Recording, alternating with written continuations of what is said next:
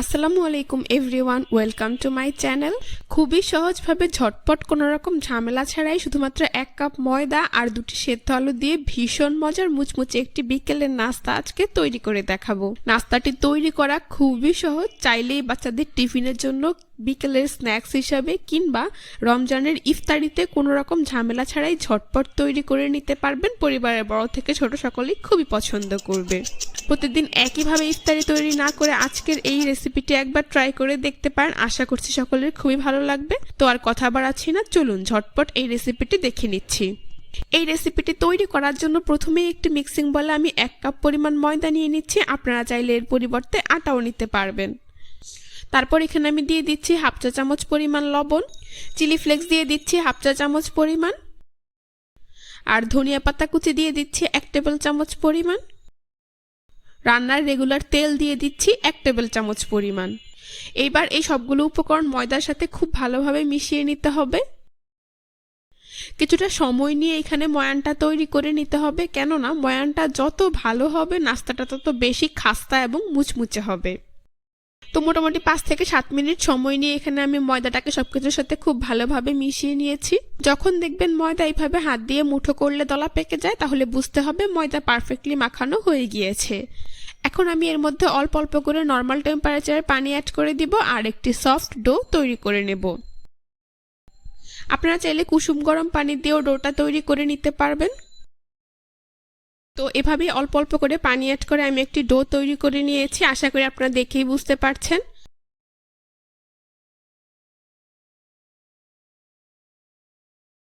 এখন এর উপর সামান্য পরিমাণ তেল মাখিয়ে একটি ঢাকনা দিয়ে ঢেকে এটাকে আমি রেস্টে রেখে দেব 15 থেকে 20 মিনিটের জন্য।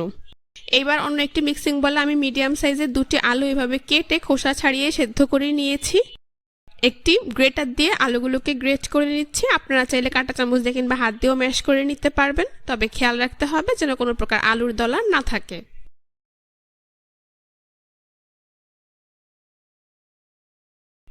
তো দেখতেই পাচ্ছেন আমার আলুগুলো খুব ভালোভাবে ম্যাশ করা হয়ে গিয়েছে। এখন আমি এর মধ্যে অ্যাড করে দিচ্ছি একটি বড় সাইজের পেঁয়াজ কুচি, কাঁচামরিচ কুচি দিয়ে দিচ্ছি 3 থেকে 4টি, ধনিয়া পাতা কুচি দিয়ে দিচ্ছি 1 টেবিল চামচ পরিমাণ, লবণ দিয়ে দিচ্ছি স্বাদ মতো, লাল মরিচের গুঁড়ো দিয়ে দিচ্ছি 1/2 চা চামচ পরিমাণ, গরম মশলার গুঁড়ো দিয়ে দিচ্ছি 1/4 চা চামচ পরিমাণ, ভাজা জিরার গুঁড়ো দিয়ে দিচ্ছি 1/2 চা চামচ পরিমাণ, আর সবশেষে এখানে আমি চাট মশলা দিয়ে দিচ্ছি 1/2 চা চামচ পরিমাণ। এবার এই সবগুলো উপকরণ একসাথে খুব ভালোভাবে মিশিয়ে নিচ্ছি।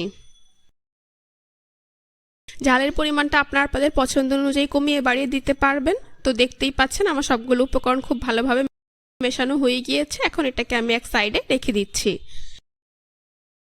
ফিরে এলাম 20 মিনিট পর, ঢাকনাটা সরিয়ে নিচ্ছি। দেখতেই পাচ্ছেন আমার ডো আগে থেকে অনেকটাই সফট হয়ে গিয়েছে।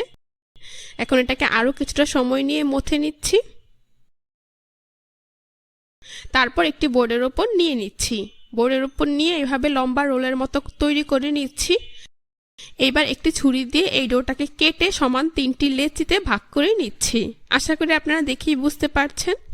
এইখান থেকে একটি লেচি রেখে বাকিগুলোকে আমি মিক্সিং বলে নিয়ে ঢেকে রাখবো, এতে করে লেচিগুলো ড্রাই হয়ে যাবে না।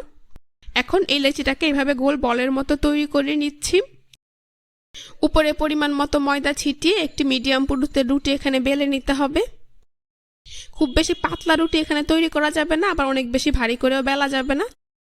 তো দেখতেই পাচ্ছেন আমার একটি রুটি এখানে তৈরি করা হয়ে গিয়েছে। এর পুরুত্বটা আপনাদেরকে একটু দেখিয়ে দিচ্ছি। এখন একটি ছুরি দিয়ে রুটির চারপাশ এভাবে সমান করে কেটে একটি বর্গাকার শেপ দিয়ে দিচ্ছি। আপনারা একটু খেয়াল করলেই বুঝতে পারবেন কাজটা আমি ঠিক কিভাবে করছি। অতিরিক্ত অংশগুলোকে সরিয়ে নিচ্ছি। এগুলো দিয়ে আমি আবার একইভাবে রুটি তৈরি করে নেব। এবার এই বর্গাকার শেপের রুটিটাকে আবারও মাঝখান থেকে কেটে ভাগ করে নিচ্ছি। তারপর আড়াআড়ি করে একইভাবে কেটে নিচ্ছি, অর্থাৎ এই রুটিটাকে আমি সমান 4টি ভাগে ভাগ করে নিয়েছি। দেখতেই পাচ্ছেন 4টি শীট আমার তৈরি করা হয়ে গিয়েছে। এইখান থেকে একটি শীট আমি নিয়ে নিচ্ছি। তারপর তৈরি করে রাখা আলুর পুর থেকে পরিমাণ মতো আলুর পুর এর মাঝ বরাবর নিয়ে নিচ্ছি। শীটটার চারপাশে খুব ভালোভাবে পানি লাগিয়ে নিচ্ছি, এতে করে নাস্তাটা ভাজার সময় আর খুলে যাবে না, আর সিল করতে সুবিধে হবে। এখন প্রথমে রুটির 2 কোণা এইভাবে মাঝখানে এনে লাগিয়ে নিচ্ছি। একইভাবে বাকি দুই পাশও একসাথে মাঝখানে এনে লাগিয়ে এর 4 কোণা এভাবে খুব ভালোভাবে চেপে দিচ্ছি, যাতে করে ভাজার সময় পুরটা বেরিয়ে না আসতে পারে। আপনারা একটু খেয়াল করলেই বুঝতে পারবেন ঠিক নাস্তাটা কিভাবে আমি তৈরি করে নিয়েছি। দেখতেই পাচ্ছেন খুব সহজেই দেখতে ভীষণ সুন্দর একটি নাস্তা আমার তৈরি করা হয়ে গিয়েছে। এটাকে আমি এক সাইডে রেখে দিচ্ছি। এভাবে আমি সবগুলো নাস্তা তৈরি করে নেব। আপনাদের বোঝার সুবিধার্থে আরও একটি নাস্তা তৈরি করে আপনাদেরকে আমি দেখিয়ে দিচ্ছি।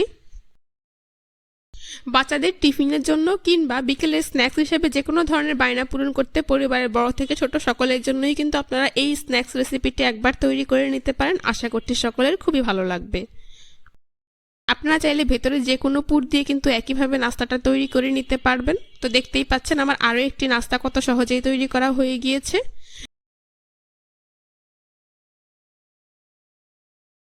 তো এভাবেই আমি সবগুলো নাস্তা তৈরি করে নিয়েছি। এখন নাস্তাগুলোকে ভেজে নেব। সেই জন্য চুলায় একটি প্যানে পরিমাণ মতো তেল দিয়ে তা মিডিয়াম হিটে গরম করে নিয়েছি। এবার এই গরম তেলে একে একে নাস্তাগুলোকে দিয়ে দিচ্ছি।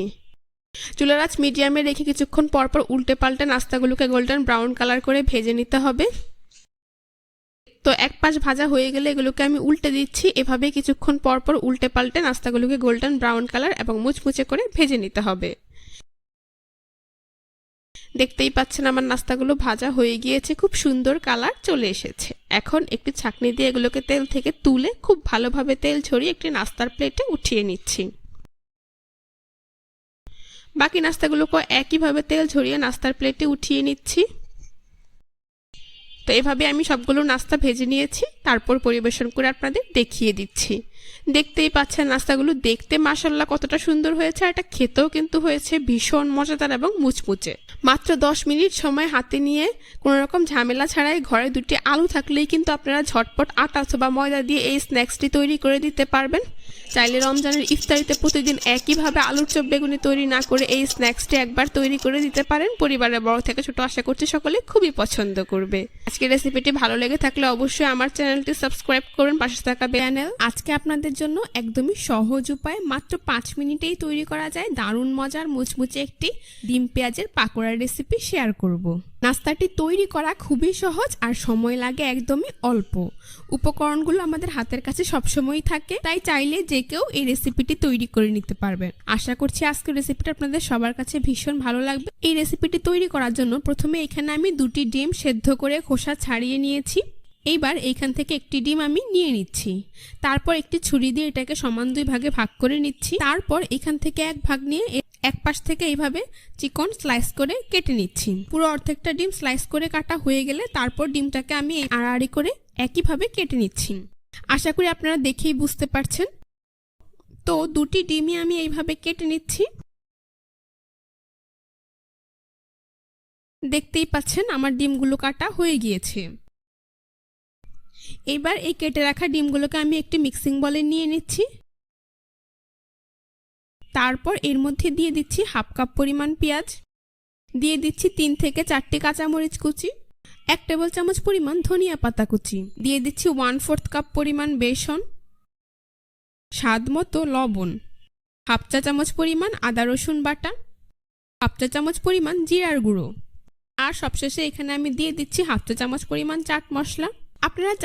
আপনারা চাইলে নাস্তাটাকে কিছুটা ক্রিস্পি বানানোর জন্য এখানে চালের গুঁড়াও অ্যাড করে দিতে পারেন, তবে না দিলেও চলবে।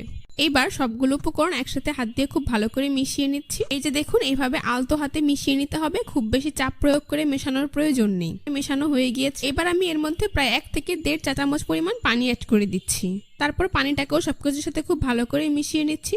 2 থেকে 3 মিনিট পানিটা মিশিয়ে নিলেই বুঝতে পারবেন একটি আঠালো মিশ্রণ তৈরি হয়ে গিয়েছে। এখন আমার কিন্তু মিশ্রণটা তৈরি। এখন আপনারা আপনাদের পছন্দ অনুযায়ী শেপ দিয়ে নাস্তাগুলোকে তৈরি করে নিতে পারবেন। সেই জন্য এখান থেকে পরিমাণ মতো মিশ্রণ নিয়ে নিচ্ছি, তারপর হাত দিয়ে এইভাবে চেপে নিচ্ছি। এই যে দেখুন, হাত দিয়ে এইভাবে চেপে কিছুটা লম্বা করে ফিঙ্গারের শেপ দিয়ে আমি নাস্তাগুলোকে তৈরি করে নিচ্ছি। আশা করি আপনারা দেখেই বুঝতে পারছেন। আপনাদের সুবিধার্থে আরও একটি নাস্তা তৈরি করে আপনাদেরকে আমি দেখিয়ে দিচ্ছি। চাইলে গোলাকার কিংবা চ্যাপ্টা করেও নাস্তাগুলোকে তৈরি করে নিতে পারবেন। এভাবে আমার সবগুলো নাস্তা তৈরি করা হয়ে গিয়েছে। এখন নাস্তাগুলোকে আমি ভেজে নেব। সেই জন্য চুলায় একটি প্যানে পরিমাণ মতো তেল দিয়ে তা মিডিয়াম হিটে গরম করে নিয়েছি।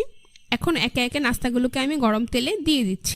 চুলার আঁচ মিডিয়ামে রেখে কিছুক্ষণ পরপর উল্টে পাল্টে নাস্তাগুলোকে আমি গোল্ডেন ব্রাউন কালার এবং ক্রিস্পি করে ভেজে নেব। যেহেতু এখানে আমার ডিমটা সেদ্ধ করা, তাই একদম লো আঁচে ভাজার প্রয়োজন নেই। আপনারা খুব বেশি আঁচ দিয়েও ভাজতে যাবেন না, সেক্ষেত্রে নাস্তাটা পুড়ে যাবে। তো দেখতেই পাচ্ছেন মিডিয়াম হিটে আমি খুব ভালো করে নাস্তাটাকে ভেজে নিয়েছি। তো দেখতেই পাচ্ছেন চুলার আঁচ মিডিয়ামে রেখে খুব ভালো করে উল্টে পাল্টে আমি নাস্তাটাকে ভেজে নিয়েছি। খুব সুন্দর কালার চলে এসেছে কিন্তু। এখন আমি ছাঁকনি দিয়ে এগুলোকে তেল থেকে তুলে খুব ভালো করে তেল ঝরিয়ে একটি নাস্তার প্লেটে নিয়ে নিচ্ছি। তারপর পরিবেশন করে আপনাদের দেখিয়ে দিচ্ছি। দেখুন নাস্তাগুলো দেখতে মাশাআল্লাহ কতটা সুন্দর হয়েছে, আর এটা খেতেও হয়েছে অনেক বেশি মজার।